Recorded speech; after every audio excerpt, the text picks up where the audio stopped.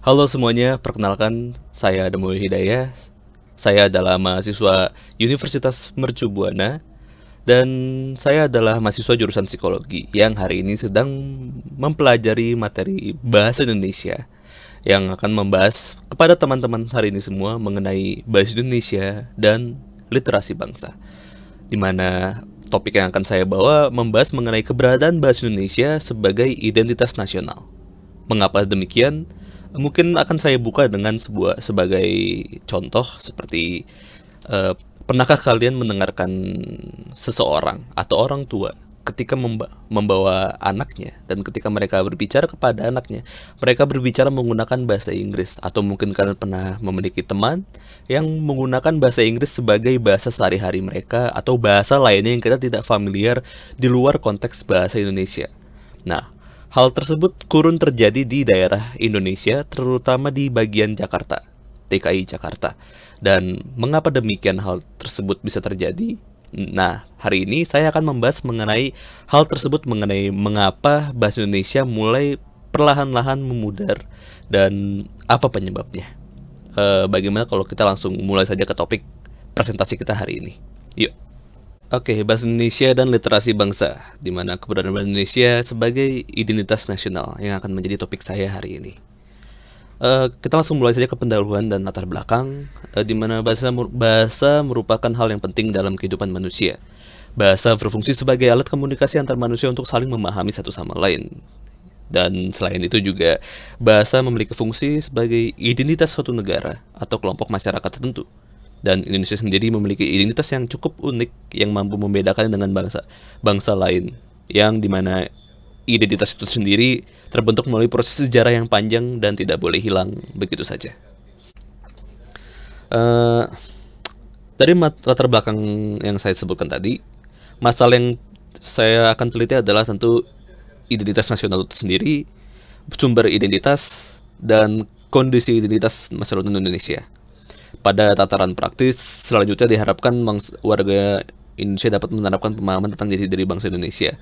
Saya juga berharap video kali ini dapat membantu teman-teman menyadari bagaimana sebenarnya pengaruh eksternal terhadap bagaimana kalian menggunakan bahasa Indonesia sehari-hari kalian, yang dipengaruhi oleh budaya-budaya di luar sebenarnya juga bisa menjadi salah satu penyebab masalah atau sebuah krisis mengenai kenapa bahasa Indonesia perlahan-lahan mulai hilang, terutama dalam aspek literasi sebagai masyarakat Indonesia yang berbangsa Indonesia itu sendiri.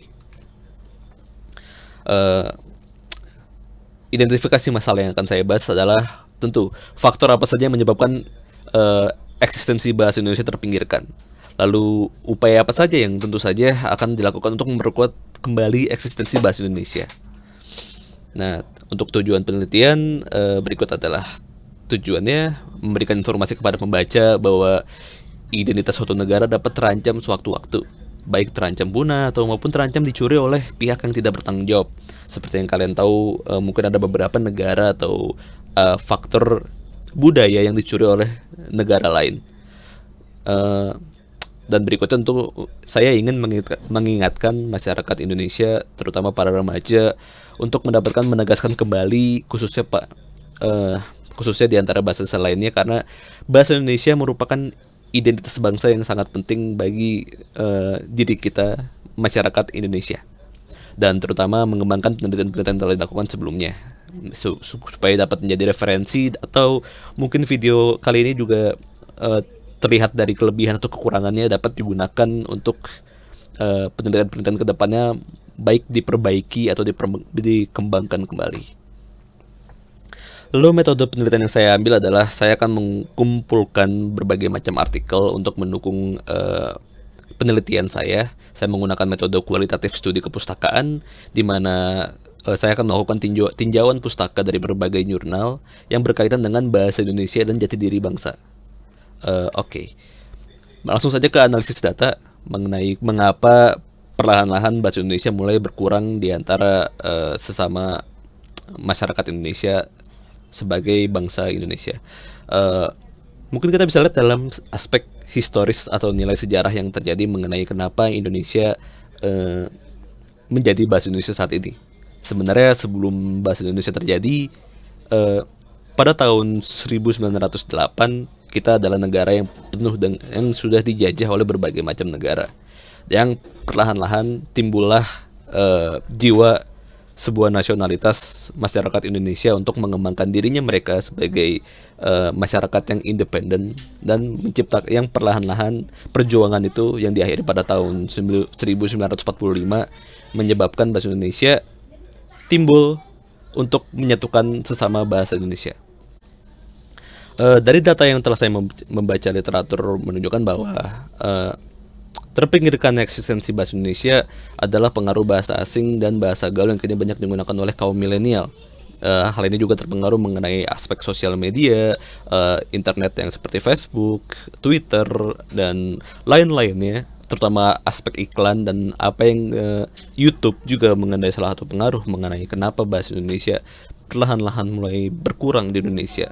Karena konten-konten yang sifatnya lebih bersifat nasional, terutama asli dari Indonesia itu sendiri, cenderung mendapat konotasi yang negatif, terutama seringkali konten Indonesia banyak membahas aspek politik ataupun mengikuti tren yang ada di luar negeri, sehingga hasil yang ada terbentuk, originalitas yang ada ujung-ujungnya terpengaruh oleh apa yang sudah ada di luar negeri, sehingga orang seringkali membandingkannya dengan apa yang sudah ada di luar negeri, dan apa yang sudah ada di luar negeri itu sendiri sebagai faktor utama mengenai mengapa penyebab westernisasi itu mempengaruhi bahasa Indonesia dan bangsa Indonesia itu sendiri.